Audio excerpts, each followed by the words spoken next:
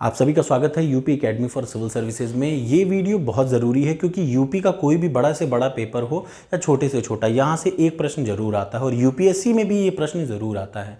तो मैं आज आपको पढ़ाने जा रहा हूँ हिस्टोरिकल बैकग्राउंड या फिर ऐतिहासिक पृष्ठभूमि किस चीज़ की, भारतीय राज्य व्यवस्था की। इंडियन पॉलिटी में जो हिस्टोरिकल बैकग्राउंड है बहुत ही इंपॉर्टेंट है क्योंकि यही नींव रखता है पूरी की पूरी पॉलिटी में। कैसे नियम बने, कैसे कानून बने, सब कुछ के बारे में मैं आज आपको कम शब्दों में समझाने की कोशिश करूंगा। पूरी पीपीटी भी दे दूंगा और ये गारंटी है कि आपने इसको एक बार पढ़ लिया फिर कैसा भी क्वेश्चन आए आप उसको अटेम्प्ट ज़रूर कर लेंगे। तो चलिए शुरुआत करते हैं। मेरा नाम मानस पांडे है, बाकी के बारे में आप कुछ जानते हैं। आइए शुरुआत करते हैं। देखिए, अंग्रेज जब भारत में आए ना तो वो 3 स्टेप में आए। याद रखिएगा, एक एक चीज़ 1 बाय 1 जैसे जैसे मैं कर रहा हूँ। पूरी पीडीएफ आपको मिल जाएगी, ध्यान से सुनिए।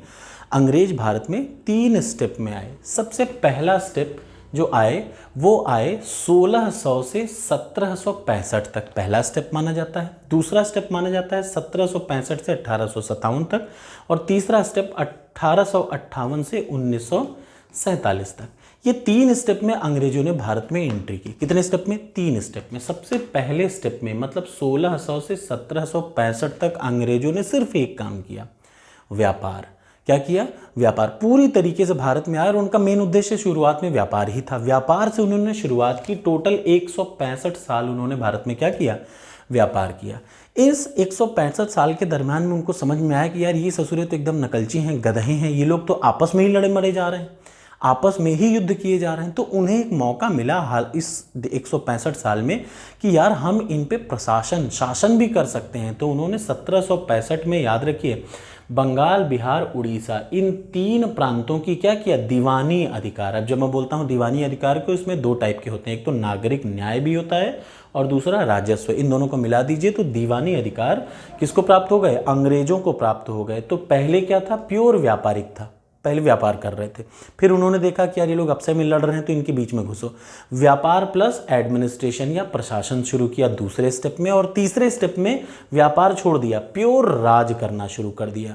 क्यों? तीसरे स्टेप में पूरा कब्जा जमा लिया था। कब से कब तक? 1858 से लेके 1947 तक पूरा का पूरा व्यापार छोड़ दिया, सिर्फ प्योर क्या कर लिया? एडमिनिस्ट्रेशन। तो पहला स्टेप व्यापार, दूसरा स्टेप व्यापार प्लस एडमिनिस्ट्रेशन और तीसरा स्टेप प्योर एडमिनिस्ट्रेशन। ये 3 स्टेप में अंग्रेज भारत में घुसे और पूरे भारत पर राज करना शुरू कर दिया। चलिए अब मैं आपको बताता हूं कि जब वो भारत में घुसे तो कैसे कैसे उन्होंने नियम कानून बनाए। हमारे ही लिए उन्होंने अपने नियम कानून बनाए अपने फायदे के लिए। तो क्या नाम बनाए? उन्होंने 2 टाइप के, याद रखिए। एक तो उन्होंने वो रूल जो कि कंपनी ने बनाए। अच्छा, एक और बात यहाँ ज़रूरी है कि जो British company East India Company आई वो एक प्राइवेट कंपनी थी जो कि पहले लीवेंट कंपनी कही जाती थी। जब वो भारत में आई तो प्राइवेट कंपनी थी। पहले प्राइवेट तौर पे उसने काम किया, फिर धीरे धीरे गवर्नमेंट जो ब्रिटेन थी ना, ब्रिटेन की सरकार ने धीरे धीरे उस पर कब्जा जमाया और 1858 में पूरा अपने हाथ में ले लिया, सीधा सीधा। तो कंपनी का पूरा काम खत्म होके पूरा का पूरा क्या कर लिया? अपने हाथों में भारत का सत्ता हथिया लिया। तो याद रखिए, कंपनी रूल को दूसरा नाम बोलते हैं चार्टर एक्ट। कौन सा act? Charter act. Charter act क्या है? वो नियम या वो अधिनियम या वो धाराएं जो कंपनी ने अपनी सहूलियत के भारत में बनाई, ठीक, वो बोले जाते हैं चार्टर एक्ट। कहां से कहां तक? 1773 से बनाया 1858 तक, ठीक, ये मैं आज पढ़ाऊंगा। और दूसरा है क्राउन रूल, कि जब महारानी या ब्रिटेन का जो क्राउन था, जो वहाँ का राजा या महारानी थी, जो भी कहे जाते हैं, उन्होंने पूरा का पूरा शासन 1858 से 1747 तक अपने हाथ में ले लिया। किससे? कंपनी से छीन के। तो पहले 2 एक्ट हो जाएंगे, एक होगा कंपनी रूल और दूसरा होगा क्राउन रूल। मतलब इस रेंज में कंपनी ने शासन किया और दूसरे रेंज में क्राउन का मतलब वहाँ के जो महारानी थी उन्होंने शासन किया। चलिए शुरुआत करते हैं। सबसे पहला 1773 का कौन सा? Regulating act. सबसे पहला एक्ट है 1773 का। ये मेंस के एग्जाम में बहुत आता है कि आपसे पूछेगा कि 1773 के रेगुलेटिंग एक्ट के बारे में प्रकाश डालिए, उसकी विशेषताएं बताइए। ये यूपीपीसीएस में, चूंकि जानते हैं यूपीएससी में बिल्कुल टफ आता है, बिल्कुल एक लॉजिकल आता है, लेकिन यूपीपीएससी में सिंपल स्ट्रेट फॉरवर्ड आता है कि 1773 के रेगुलेटिंग एक्ट की विशेषताओं के बारे में चर्चा करिए। सिंपल सा क्वेश्चन, तो आपको रटा रहना चाहिए। पूरी मैं आपको पीडीएफ भी दे दूंगा। देखिए, 1773 का रेगुलेटिंग एक्ट था, वो सबसे पहला स्टेप था। याद रखिए, ईस्ट इंडिया कंपनी की ईस्ट इंडिया कंपनी के जो कार्यों को नियंत्रित करने का, कंट्रोल में लाने का पहला पहल था किसका? ब्रिटिश सरकार ने।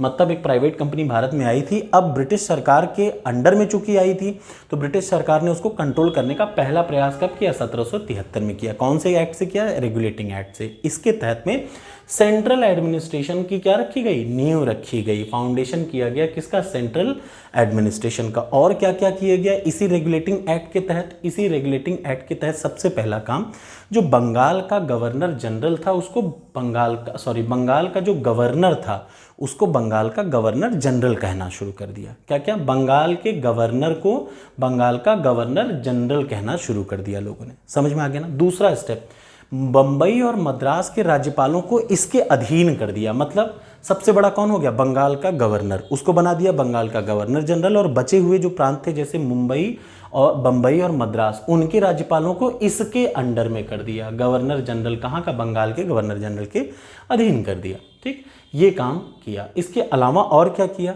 1774 में इसी एक्ट के तहत एक सुप्रीम कोर्ट की स्थापना की गई कलकत्ता में, जिसमें एक जज थे और 3 अन्य न्यायाधीश थे। टोटल 4 थे। जो मुख्य न्यायाधीश थे पहले थे वो एलिजाह MP। ठीक, अगला आ जाइए। भारत में अपने, याद रखिएगा सबसे बड़ी बात, अपने सैन्य मामलों को, अपने राजनीतिक मामलों को, नागरिक मामलों को रेगुलेट करने के लिए उन्होंने कोर्ट ऑफ डायरेक्टर्स बनाया। ठीक, कोर्ट ऑफ डायरेक्टर्स। ठीक, ये हुआ 1773 का रेगुलेटिंग एक्ट। ये आपको लिखना है मेंस के एग्जाम में भी और प्रीलिम्स के लिए भी आपको रट लेना है। नेक्स्ट आ जाइए, अगला आता है एक्ट ऑफ सेटलमेंट। जो कमियां रह गई ना 1773 के रेगुलेटिंग एक्ट में, जो भी कमियां रह गई उसको कैसे पूरा किया गया? 1781 के एक्ट से पूरा किया गया। अच्छा, कमियां क्या रह गई? देखिए, अल्टीमेट गोल अंग्रेजों का शुरुआत में सेंट्रल एडमिनिस्ट्रेशन, अपने आप को सबसे बड़ा बनाने का था ना। कैसे बड़ा बनाते? उन्होंने क्या किया? एक सुप्रीम कोर्ट कर दिया। अब भाई सुप्रीम कोर्ट अगर कंपनी को भी कंट्रोल करने लगेगी तब तो दिक्कत होगा ना। तो पहले उन्होंने 1773 में सुप्रीम कोर्ट बनाया, गवर्नर को गवर्नर जनरल बोल दिया, बंगाल वहाँ पे सेंट्रल बना दिया गया, उसके अंडर में बंबई और मद्रास को कर दिया गया। ये 1773 में था। लेकिन इसमें कमी क्या थी? सुप्रीम कोर्ट कंट्रोल करना चाहे तो आराम से कर लेती थी। तो उसको सही करने के लिए 1781 में क्या किया गया? Act of settlement. इसके तहत क्या कर दिया गया? गवर्नर जनरल को और उसकी एग्जीक्यूटिव कार्यपालिका को, याद रखिए गवर्नर जनरल और उसके काउंसिल के कर्मचारियों को क्या कर दिया गया? सुप्रीम कोर्ट के न्यायाधिकार क्षेत्र से बाहर कर दिया गया। पहला काम। दूसरा काम, अगर कोई प्रांतों से कोई अपनी प्रॉब्लम लेके, मान लिया प्रांतों में संतुष्ट नहीं हुआ और ऊपर जाता है, तो वो सुप्रीम कोर्ट ना जाके सीधा गवर्नर जनरल के पास जा सकता है। ये भी एक ज़रूरी काम कर दिया। अगला, कलकत्ता के जितने निवासी थे, याद रखिएगा कलकत्ता के सभी निवासियों को कलकत्ता के सुप्रीम कोर्ट, जो सुप्रीम कोर्ट बनाया, उसके अधिकार क्षेत्र में रख दिया। और क्या काम किया? ध्यान से देख लीजिए। राजस्व मामलों में अगर कोई जहां पैसे का मामला होगा वहां भी इसने क्या कर दिया? सुप्रीम कोर्ट को साइड कर दी। कुल मिला के अंग्रेजों ने अपने फायदे के काम को सुप्रीम कोर्ट के दायरे से बाहर रख दिया। ये काम किया एक्ट ऑफ सेटलमेंट में। ठीक है ना? अगला आ जाइए नेक्स्ट, 1781 के बाद 1784। ठीक, 1781 के बाद नेक्स्ट आता है 1784। एक्ट ऑफ सेटलमेंट क्या कहता है? ध्यान से देखिए। पिट्स इंडिया एक्ट, 1784 के एक्ट नियम को बोलते हैं पिट्स इंडिया एक्ट। इसके तहत क्या किया गया? कंपनी के ना 2 टाइप के मामले आ रहे थे ज़्यादातर। कौन से मामले? एक तो व्यापारिक मामले होते हैं, ध्यान से सुनिए। कंपनी के 2 टाइप के मामले थे, एक तो व्यापार के मामले और दूसरा पॉलिटिकल, राजनैतिक मामले। तो व्यापार के मामलों के लिए, मतलब व्यापार के लिए क्या बनाया गया? कोर्ट बनाया गया, कोर्ट ऑफ डायरेक्टर्स। किसके लिए? व्यापारिक मामलों के लिए। और बोर्ड ऑफ कंट्रोलर्स बनाया गया पॉलिटिकल मामलों के लिए। तो 2 चीज़ बनाया गया। याद रखिए, कंपनी के कार्यों को 2 हिस्सों में डिवाइड कर दिया गया। सबसे पहला कोर्ट ऑफ डायरेक्टर्स और बोर्ड ऑफ कंट्रोलर। कोर्ट किसके लिए होती है? व्यापार के लिए। व्यापार में कोई मैटर फंसा तो कोर्ट में जाएगा। और डायरेक्टर्स के बोर्ड के पास कौन आएगा? पॉलिटिकल मामले आएंगे। ठीक है ना? और एक सबसे ज़रूरी ये बात PCS में पूछा गया था कि भारत में कंपनी के क्षेत्र, पहली बार भारत में ब्रिटिश संपत्ति, याद रखिएगा, जो कंपनी के रीजन में आता है उसको भारत में ब्रिटिश की संपत्ति कब बोला गया? यही एक्ट के। ये बड़ा ज़रूरी पॉइंट है, PCS में पूछा गया है। नेक्स्ट आ जाइए। नेक्स्ट हम लोग बात करते हैं 1786 का एक्ट। इस एक्ट में क्या हुआ? लॉर्ड कॉर्नवालिस को बना दिया गया गवर्नर जनरल। अब याद रखिएगा, गवर्नर जनरल को, गवर्नर को और वायसराय को रटने की सबसे आसान टेक्निक मैंने मॉडर्न हिस्ट्री की क्लास में बहुत अच्छे से पढ़ाई है। वो पूरी प्लेलिस्ट है, उसको जरूर देख लीजिएगा, आपको एक बार में रट जाएगा। और एक और बात, उसमें जो भी कुछ कम ज़्यादा है, इस पॉलिटी को कंप्लीट करने के बाद मैं मॉडर्न हिस्ट्री की पूरी प्लेलिस्ट को अपडेट कर दूंगा। उससे बाहर कभी एग्जाम में नहीं आएगा, ये भी गारंटी है। किसी ने पढ़ लिया तो, और बड़े शॉर्ट में बता रखा, आप चाहें तो उसको देख सकते हैं, ठीक है ना। अगला आ जाइए, नेक्स्ट क्या है, कॉर्नवालिस को जैसे ही नियुक्त किया गया क्या, बंगाल का गवर्नर जनरल। कॉर्नवालिस थोड़ा सा खतरनाक आदमी था। इसने क्या किया, इसने खुद को कमांडर इन चीफ घोषित कर दिया। मेरी बात समझ में आ रही है ना। और ये क्या हुआ, कुछ विशेष मामलों में अपनी परिषद को निर्णय, ये अपनी ही जो इसकी काउंसिल थी ना, मैंने बताया था ना कि गवर्नर जनरल बनाया गया और उसकी सहायता के लिए 4 लोगों की एग्जीक्यूटिव काउंसिल बनाई गई थी। कब बनाई गई थी, 1773 के रेगुलेटिंग एक्ट में। ये शायद मैं बताना भूल गया, याद रखिएगा। 1773 के रेगुलेटिंग एक्ट में बंगाल के गवर्नर को बंगाल का गवर्नर जनरल कहा गया और उसकी सहायता के लिए 4 लोगों की क्या बनाई गई, एग्जीक्यूटिव काउंसिल। एग्जीक्यूटिव का मतलब कार्यपालिका की एक काउंसिल बना दी गई काम को करने के लिए, याद रखिएगा इस चीज़ को। ये 1773 में किया गया। अब कॉर्नवालिस ने उन 4 लोगों की काउंसिल के मैटर को भी ये क्या कर सकता था, नहीं पसंद आएगा तो ओवरराइड कर सकता है, ये अधिकार खुद को दे दिए। और इसने अगले एक्ट में 1786 के बाद चार्टर एक्ट 1793 का चार्टर एक्ट, इस समय भी कौन था गवर्नर जनरल, वही लॉर्ड कॉर्नवालिस। बड़ा बदमाश था। उसने क्या किया, उसने अपनी अथॉरिटी को कहाँ तक बढ़ाया, उसके बाद के सभी गवर्नर जनरल के निर्णय को वो क्या कर सकता है, अपने आप को सर्वोपरि बताया। किसने बताया, याद रखिएगा, अपने और अपने बाद के जितने भी गवर्नर जनरल हैं सबसे ऊपर खुद को कर लिया। किसने, लॉर्ड कॉर्नवालिस ने। क्या ये एक्सटेंड कर दिया ओवरराइडिंग पावर, जो कि इसने क्या कर दिया, अपने आप को ज़्यादा पावर दे रही आने वाले किसी भी गवर्नर जनरल से, ऐसा समझ लीजिए। प्लस सबसे बड़ी बात कि नियंत्रण जो कंट्रोल बोर्ड के सदस्य और कर्मचारी हैं, भारतीय राजस्व से उनको सैलरी जाएगी। ये बहुत ज़रूरी है, याद रखिएगा। भारतीय राजस्व से सैलरी मिलना कब शुरू हुई, 1793 से। ये पीसीएस का प्रश्न है। एक और प्रश्न पीसीएस में है, भारत में कंपनी के व्यापार के एकाधिकार को कब तक बढ़ा दिया गया, 20 सालों तक बढ़ा दिया गया इसी एक्ट के द्वारा। नेक्स्ट आ जाइए, चार्टर एक्ट 1813। ये जितने भी हैं ना, सब चार्टर एक्ट ही चल रहे हैं। देखिए, कंपनी एक्ट रेगुलेटिंग एक्ट के बाद पिट्स इंडिया एक्ट, फिर चार्टर एक्ट। 1700 के बाद आ रहा है 1813 का चार्टर एक्ट, ठीक। 1813 के चार्टर एक्ट में क्या किया, कंपनी के जो व्यापारिक एकाधिकार था, मतलब कि भारत में व्यापार करने का सिर्फ एक अधिकार ईस्ट इंडिया कंपनी को था, उस एक अधिकार को खत्म कर दिया, याद रखिएगा। और सिर्फ एक चीज में एकाधिकार जारी रखा, क्या, कि कंपनी भारत में चाय बेचेगी। याद रखिए, चाय के साथ जितना भी होगा, चाय को छोड़ के बाकी का किसी भी चीज़ के व्यापार में कंपनी नहीं और कोई भी जा सकता है। मेरी बात समझ में, एकाधिकार का मतलब सिर्फ कंपनी बेचेगी। तो कंपनी सिर्फ एक चीज़ का व्यापार कर सकती थी, चाय का, बाकी का किसी का नहीं। अगला आ जाइए, लोगों को प्रबुद्ध करने के लिए सबसे ज़रूरी, ये भी पीसीएस का प्रश्न है कि याद रखिए, मिशनरी को कौन से एक्ट के तहत भेजा गया भारत में लोगों को ईसाई बनाने के लिए। ये बड़ा स्कैम शुरू किया था अंग्रेजों ने कि लोगों को ईसाई बनाने के लिए मोटिवेट करने का काम इसी एक्ट से किया गया, ठीक है। नेक्स्ट आ जाइए, नेक्स्ट अगर बात करें 1813 के बाद आता है 1833। 1833 में याद रखिएगा सबसे ज़रूरी काम केंद्रीकरण, मतलब आप देख रहे होंगे इसके पहले से अभी तक, यहाँ तक जितनी भी चीज़ें दिख रही हैं, मतलब इसके पहले से अभी तक के एक्ट में जितनी भी चीज़ें दिख रही हैं उसमें क्या किया गया, सारी पावर को किसने अपने पास रखने की कोशिश की, गवर्नर जनरल ने। बंगाल के गवर्नर जनरल ने सारी पावर को कहाँ रखने की कोशिश की, अपने पास रखने की कोशिश की, सबको छीनना शुरू किया। तो सेंट्रलाइजेशन करना शुरू किया। सेंट्रलाइजेशन का मतलब सारी पावर छोटे जगह से खींच के अपने पास रखना, ठीक। ये उस सेंट्रलाइजेशन का लास्ट स्टेप था, 1833 का चार्टर एक्ट। इसके तहत क्या किया, बंगाल का जो गवर्नर था उसको भारत का गवर्नर जनरल बोल दिया गया। जो बंगाल का गवर्नर जनरल था उसको सीधा किसका गवर्नर जनरल बोल दिया गया, भारत का। दूसरा, बॉम्बे और मद्रास के राज्यपाल को क्या कर दिया, उनकी जो लेजिस्लेटिव पावर थी वो छीन लिया। अगला, इसके पहले जितने भी, याद रखिएगा, इसके पहले जितने भी कानून बने थे उनको एक्ट कहा जाता था, लेकिन याद रखिएगा, इसके पहले जितने भी कानून बनते थे उनको क्या कहा जाता था, रेगुलेशन कहा जाता था, लेकिन इसके बाद जितने भी कानून बने उसको एक्ट कहा जाने लगा। अंतर याद रखिएगा, इसके पहले जितने भी कानून बने थे 1833 के पहले उनको क्या कहा जाता था, रेगुलेशन, और इसके बाद जितने कानून बने उनको क्या कहा जाएगा, अब आगे एक्ट कहा जाएगा। अगला सबसे ज़रूरी चीज़, इसने क्या कर दिया, जो कंपनी का मेन क्या काम था, ट्रेड करना, उसी को खत्म कर दिया। इसने कंपनी के वाणिज्यिक निकाय के रूप में अधिकार को खत्म कर दिया, याद रखिए। और सिर्फ अब इसका काम क्या रख दिया कि अंग्रेज की जो क्राउन है उसके साइड से जो कहेंगी बस वही तुम्हें करना है, ठीक है ना।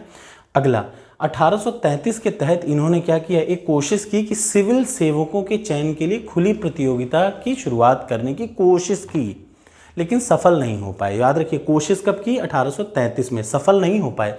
सफल इसके बाद वाले स्टेप में होंगे। इसके बाद नेक्स्ट आ जाता है 1853 का। याद रखिए 1853 में क्या हुआ, सबसे ज़रूरी एक्ट मैं इसी को मानता हूँ 1853 को। क्यों, मैंने आपको बताया था 1773 में जो रेगुलेटिंग एक्ट था उसमें बंगाल का जो गवर्नर था उसको गवर्नर जनरल बनाया गया, और गवर्नर जनरल का जो था उसके साथ 4 लोगों की क्या बनाई गई, एग्जीक्यूटिव काउंसिल। एग्जीक्यूटिव का मतलब कार्यकारिणी परिषद। लेकिन 1853 में याद रखिए गवर्नर के काम को 2 हिस्सों में बांट दिया गया। पहला, गवर्नर के काम का एक मतलब उसकी सहायता के लिए जो अभी तक एग्जीक्यूटिव काउंसिल थी या फिर जो कार्यकारी परिषद थी, अब उसको 2 हिस्सों में बांटा गया। पहला लेजिस्लेटिव काउंसिल बनाया गया, याद रखिए पहला क्या भाई, उसको 2 हिस्सों में बांट दिया गया। उसके कार्यक्षेत्र को 2 हिस्सों में। पहला तो बनाया गया लेजिस्लेटिव काउंसिल। लेजिस्लेटिव का मतलब सेंट्रल लेजिस्लेटिव काउंसिल, केंद्रीय व्यवस्थापिका,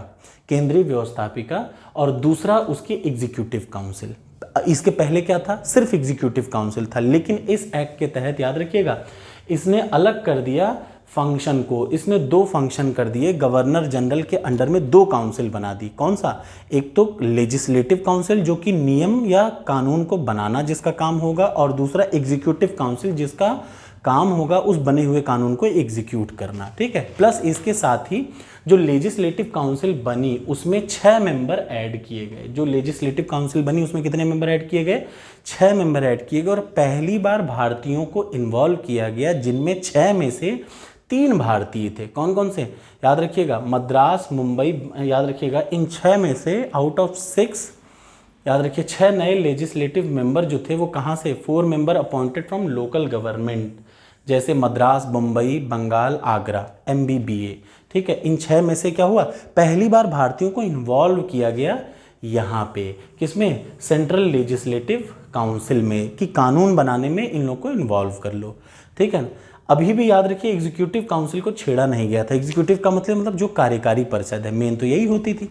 अगला आ जाइए, इसने सिविल सेवा में ओपन कंपटीशन की एक शुरुआत की, ओपन कंपटीशन की शुरुआत कर ली, और इसके साथ ही याद रखिए मैकाले समिति की नियुक्ति की गई 1854 में। तो ये हुआ 1853 तक का क्या, चार्टर एक्ट। यहाँ तक कंपनी का काम चल रहा था। इसके बाद कंपनी का काम क्या हो जाएगा, खत्म हो जाएगा। एग्जाम के मेंस में क्या पूछेगा, चार्टर एक्ट 1853 के इंपॉर्टेंट विशेषताओं को बताइए। तो आपको याद हो जाएगा कि चार्टर एक्ट 1853 में क्या हुआ था, जो गवर्नर की सहायता के लिए एग्जीक्यूटिव काउंसिल थी उसको 2 हिस्सों में बांटा गया। एक तो हो गया लेजिस्लेटिव काउंसिल जिसमें 6 मेंबर जोड़े गए, दूसरा हुआ एग्जीक्यूटिव काउंसिल, मतलब पहले सिर्फ एग्जीक्यूटिव थी, अब 2 हिस्सों में बढ़ गई।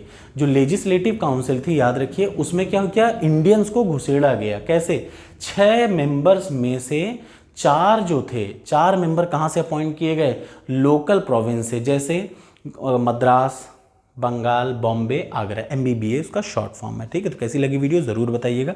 अगली वीडियो में हम लोग शुरुआत कर एक और ज़रूरी चीज़, मैकाले समिति की स्थापना इसी के तहत की गई थी, मैकाले आयोग। Thank you so much.